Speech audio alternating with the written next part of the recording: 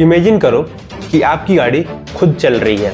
आपके घर में अब इंसानों की जगह रोबोट काम कर रहे हैं। आपकी जॉब भी अब बदल चुकी है। अब आप जॉब पे नहीं जा रहे हो, आपका काम तो रोबोट ही कर रहा है। ये सुन के तो अभी तक आप थक गए होंगे कि भाई हर दूसरा आदमी जो एआई के बारे में बात करना शुरू करता है वो यहीं पे आके शुरू करता है कि भाई एआई ये कर देगा, वो कर देगा। लेकिन अभी तक ऐसा कुछ बहुत कॉन्क्रीट होता हुआ तो नहीं दिख रहा है। ना आपकी जॉब गई है, ना आपकी गाड़ी एआई चला रहा है, ना आपका घर रोबोट साफ कर रहा है, अगर कुछ एक्सेप्शनल केसेस छोड़ दे तो। आखिर इस एआई के रेस में पैसा बना कौन रहा है और पैसा किधर से किधर की तरफ जा रहा है?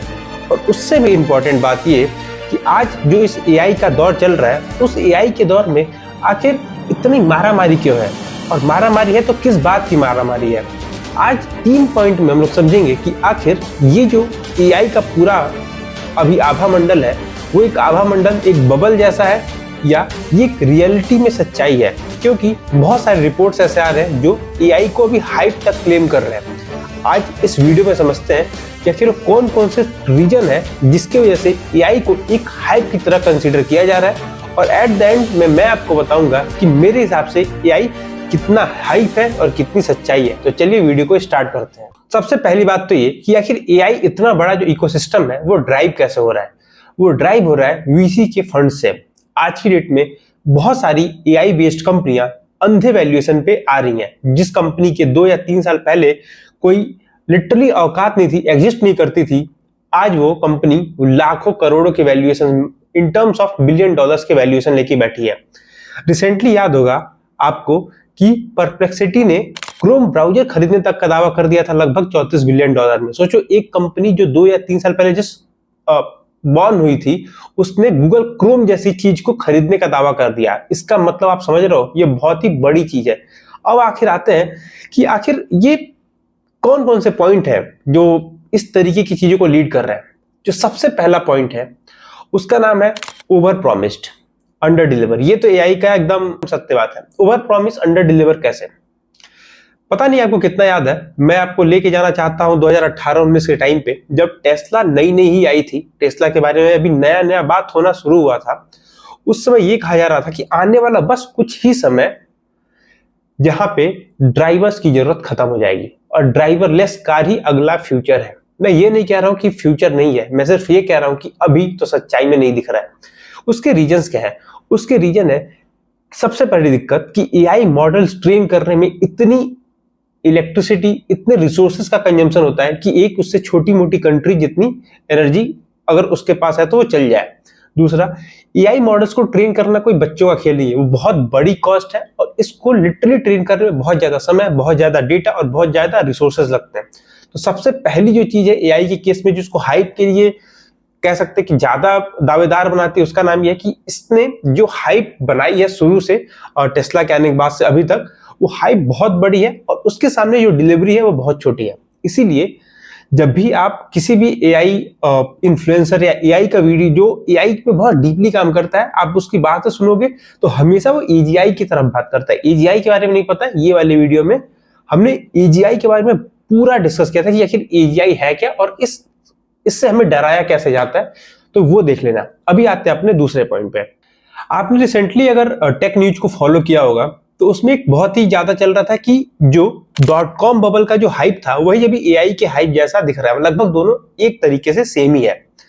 इसका बड़ा रीजन क्या है पहले वो समझते हैं, फिर आगे समझते हैं कि आखिर ऐसी बातें कही क्यों जा रही हैं।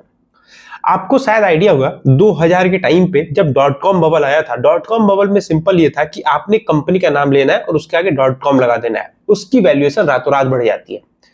आज के समय पे लगभग वही हालत है एआई के साथ। आपको अगर एआई है आपके प्रोडक्ट, आपके सर्विसेज के अंदर, तो जॉब नहीं, सर्विसेज बेचना, अपना प्रोडक्ट बेचना, सब कुछ बहुत आसान हो जाता है। क्यों? कि अभी हाइप चल रही है, लोग अंधा पैसा डालने को तैयार है एआई वर्ड के पीछे। इसका मतलब एक बज है, बट यहाँ पे एक सच्चाई भी है जो हमें समझने की जरूरत है। जितनी बड़ी कंपनी जिसको आज हम जानते हैं, जैसे कि मेटा हो गई, नॉट मेटा बट गूगल हो गई, या फिर अमेजॉन हो गई, ये सारे वही कंपनी है जिसने .com बबल का क्रैश झेला। तो अभी क्वेश्चन ये है कि अगर एआई का एक बबल है, अगर वो बबल बर्स्ट होता है तो कितनी कंपनियां हैं जो इस पूरे बबल के बर्स्ट वाला जो फेस है उसको सरवाइव करके आगे आ पाएंगी। डेफिनेटली वो नंबर कम होगा, बट आज के दौर में जो कंपनियां, उसी में से कोई कंपनी मोस्टली चांसेस है कि आगे आएगी अगर ये बबल बर्स्ट होता है। तो आपको क्या लगता है वो कौन कौन सी पोटेंशियल कंपनी हो सकती है जिसका फ्यूचर अभी ब्राइट है? कमेंट बॉक्स में बताइए। इसमें तीसरा बड़ा रीजन है गवर्नमेंट का। गवर्नमेंट का क्यों? क्योंकि अभी ईयू ने एक पॉलिसी लाया जहां पे एआई के लिमिट और यूजेस को वो लोग रिस्ट्रिक्ट करना चाह रहे हैं, और बताना या उनका कहना ये है कि अगर ये हम इसको खुला छोड़ देंगे तो इसका जो डिस्ट्रप्शन होगा वो फिर बहुत भयावह होगा और बहुत सारे जॉब लॉसेस हो सकते हैं। आने वाले समय में ऐसी पॉलिसीज और बनने वाली हैं। ऐसे पॉलिसीज बनने का रीजन क्या होगा? क्योंकि आप इसको आउट ऑफ कंट्रोल होता हुआ नहीं देख सकते। आपके पास एक इकोसिस्टम है जिसको आपको मैनेज करना है, आपके पास एक चीज है जिसको आपको मैनेज करनी है। आप अलाउ नहीं कर सकते कि कोई भी टेक्नोलॉजी और सब कुछ बदल के चली जाए। अगर वो चेंजेस जो एक लेवल तक हो रहे हैं वो सही है, अगर ये चीजें डिस्ट्रप्शन के ऊपर आया अगर बढ़ते बढ़ते, तो वहां पे बहुत वैलिड है कि जैसे बहुत सारी कंट्रीज एआई के ऊपर रिस्ट्रिक्शंस लगा रही है, हो सकता है कि हमें यूजेस करने के लिए ना मिले। ऐसा एक बहुत बड़ा पॉसिबिलिटी है। अब ये तीनों पॉइंट समझने के बाद एक पॉइंट हमें और समझना है कि भाई जिसके पास पैसा है उसको कहीं ना कहीं पैसा डालना है। वो पैसा डालना चाहता है ताकि उससे ये वाली अपॉर्चुनिटी मिस ना हो जाए, इसीलिए वो अंधे वैल्यूएशंस पे पैसा डाले भी जा रहे हैं। क्वेश्चन ये है कि क्या आज तक किसी भी एआई कंपनी ने प्रॉफिटेबल या प्रॉफिट देखा भी है? आंसर आप खुद जाके गूगल करो और आप शॉक हो जाओगे कि लगभग ऑलमोस्ट किसी ने अभी तक बिलियंस ऑफ डॉलर फूकने के बाद भी लगभग प्रॉफिट नहीं बना पाए। उसका रीजन क्या है? क्योंकि अभी सब कुछ बस हवा में अच्छा दिख रहा है। जिस दिन बात पैसे प्रॉफिट्स पे आएगी उस दिन भी मेरे को पर्सनली लगता है कि ये मार्केट या तो बहुत महंगा हो जाएगा या तो ये शायद मतलब ऐसा नहीं होगा कि खत्म हो जाएगा, बट ये सिर्फ उन लोगों के लिए होगा, जैसे किसी एक शहर में ताज होटल होता है सिर्फ उन बंदों के लिए जो सिर्फ एक अपर क्लास ही यूज कर पाता है। बाकी बहुत ज्यादा काम वैसे ही होगा जैसे हो रहा था, जिसके पास बहुत अच्छा पैसा है वो एक अपना एआई मॉडल बैठाएगा या इस तरीके की चीजों का यूज कर लेगा। बट मास लेवल पे होता हुआ या होने में क्या दिक्कत है? सबसे बड़ी दिक्कत यह है कि तब जब कंपनीज पे प्रॉफिट बनाने का प्रेशर आएगा तब वो कैसे इतने बड़ी इकोसिस्टम को मैनेज करती है जहां पे इतना बड़ा कॉस्ट आने वाला है। अब बात आता है ये कि मेरे को क्या लगता है, एआई एक हाइप है या एआई रियल है? भाई आंसर इन दोनों के बीच का है, ना हाइप है ना रियल है। आपको ये समझना है कि आप एआई को कैसे यूज कर सकते हो अपनी बेहतरी के लिए।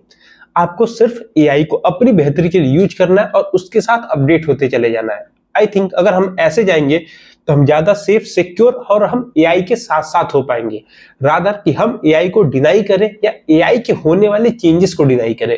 उससे बढ़िया है कि भाई हम एआई के साथ ही हो लेते हैं। जहां जहां एआई जाएगा वहां हम चलते जाएंगे, हम भी सीखते जाएंगे। एआई तो सिखाने के लिए बैठा ही है। आपका क्या मानना है? आप एआई को अभी कैसे देख रहे हो? आपके लिए चीजें एआई कैसे काम कर रही है? कमेंट बॉक्स में बताओ। अभी के लिए ये वीडियो को लाइक कर दो, चैनल को सब्सक्राइब कर दो और शेयर करो उन लोगों के साथ जो अभी एआई के एक भ्रम वाले दुनिया में है, जिनको नहीं समझ में आ रहा कि एआई कितना सही है कितना गलत है, या एआई का जिनको दूसरा साइड नहीं पता है। अभी के लिए इतना ही। चैनल को सब्सक्राइब कर देना। मिलते हैं नेक्स्ट वीडियो में। बाय।